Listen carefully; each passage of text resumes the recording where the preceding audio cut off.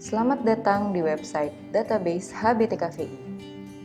Pada kesempatan kali ini, kami segenap tim website HBTKVI mempersembahkan video tutorial panduan pengisian database nasional HBTKVI. Langkah pertama yang perlu dilakukan, yaitu setelah masuk ke browser, ketik www.members.hbtkvi.org pada address bar Anda.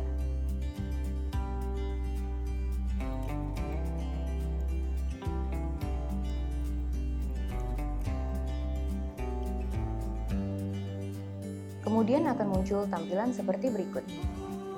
Masukkan username dan password Anda untuk login.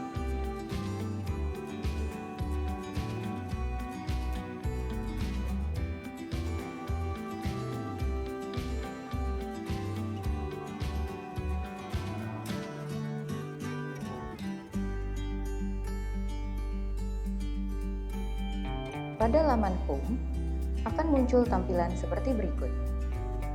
Di sini, kita dapat melihat jumlah rumah sakit yang terregistrasi dan aktif. Di bagian pojok kanan atas, terdapat pilihan tindakan seperti Database View untuk melihat list data yang telah kita masukkan. Selanjutnya ada Data Entry untuk memasukkan data, Inline Editing untuk merubah atau mengupdate data yang telah kita masukkan, dan Logout untuk keluar. Selain di pojok kanan atas ini, pilihan-pilihan tadi juga bisa diklik di bagian samping dan di bagian bawah ini. Selanjutnya saya akan menjelaskan cara mengentry data. Pertama, klik Data Entry. Di sini terdapat peringatan untuk memastikan bahwa kita sudah login username rumah sakit dan mengisi nama ahli bedah dengan benar. Selanjutnya, isi nama ahli bedah yang sesuai dan pastikan pengisian data adalah benar. Karena apabila terjadi kesalahan input, akan menyebabkan adanya kesalahan penyimpanan data dan akan dihapuskan dari database oleh admin. Untuk mengisi nama ahli bedah, dapat kita klik di sini. Kita bisa mencari langsung dengan mengetik nama ahli bedah yang bersangkutan atau meng-scroll ke bawah.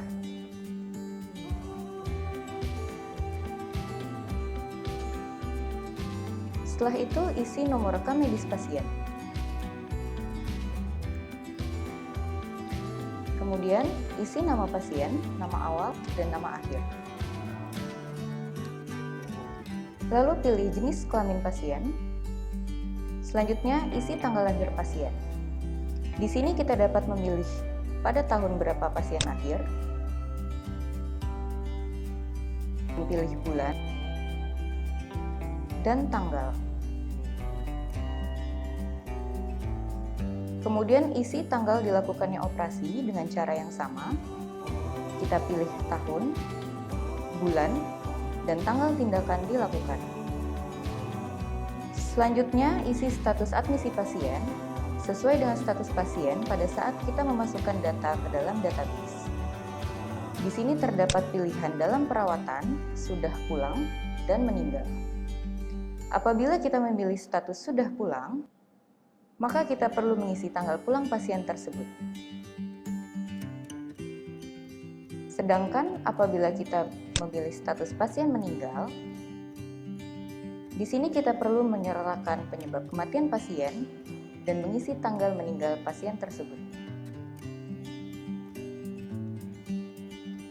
Kita misalkan kita mengisi status admisi pasien masih dalam perawatan.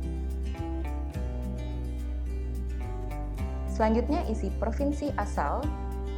Dengan cara yang sama, kita dapat mengetik langsung nama provinsi atau kita dapat scroll provinsi yang kita tuju. Lalu selanjutnya, lengkapi alamat asal pasien.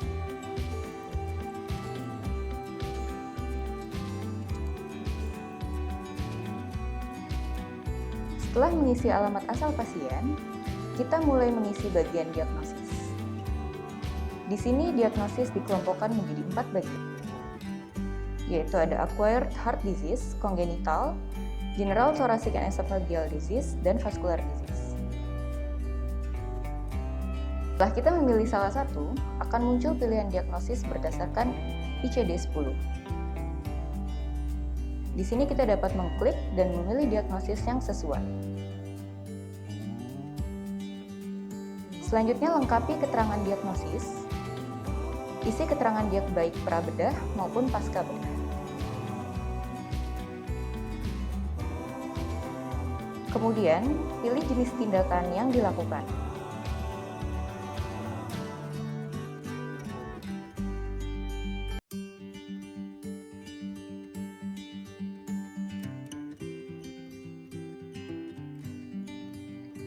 Selanjutnya, lengkapi keterangan tindakan. Setelah itu, kita isi bagian kolom morbiditas. Pada kolom ini diisi apabila memang ada penyulit pada pasien. Apabila ada, maka pilih ya, dan akan muncul jenis morbiditas yang dapat dipilih salah satu. Selanjutnya, jelaskan morbiditas pasien pada kolom keterangan morbiditas. Setelah itu, lampirkan identitas data pasien dalam bentuk foto sebagai verifikasi data. Kemudian, klik Submit setelah memastikan data yang diinput sudah benar. Selanjutnya akan muncul pilihan berikut. Kita dapat memilih data entry untuk melanjutkan pengisian data, atau data review untuk melihat list data yang telah kita input, dan inline data editor apabila ada data yang telah kita input dan ingin kita ubah. Di sini saya akan memilih data review untuk melihat tampilan data yang telah diinput. Terdapat tampilan grafik status admisi, tindakan, dan nama ahli bedah.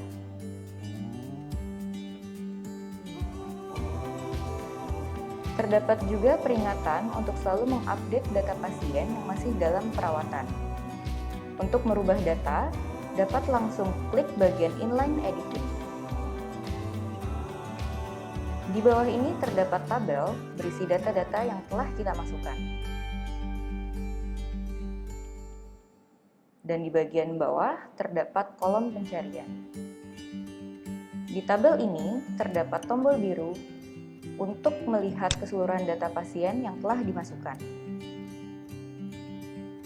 Apabila kita scroll ke paling bawah, maka terdapat pilihan Edit Entry untuk merubah data secara manual dan Delete Entry untuk menghapus data. Selanjutnya kita ke bagian Inline Editing untuk merubah data.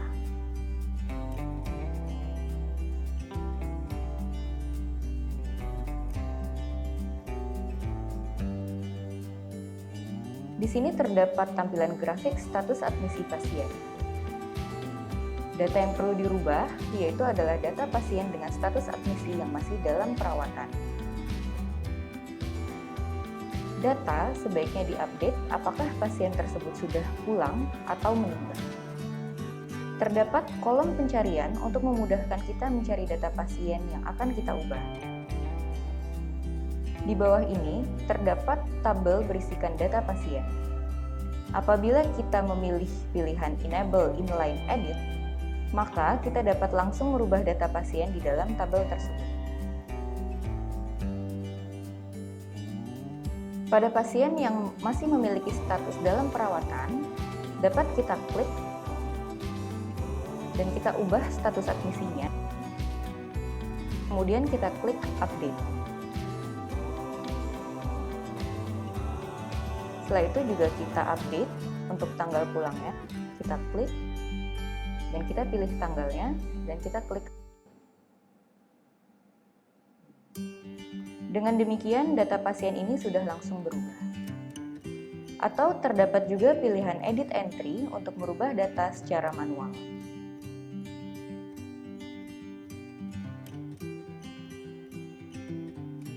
Cara merubah data secara manual sama dengan langkah pengisian data di awal.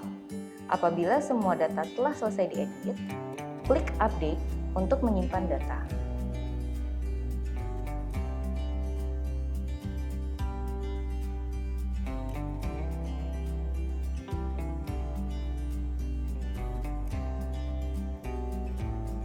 Selanjutnya kita dapat melihat grafik keseluruhan data yang telah diinput pada laman home.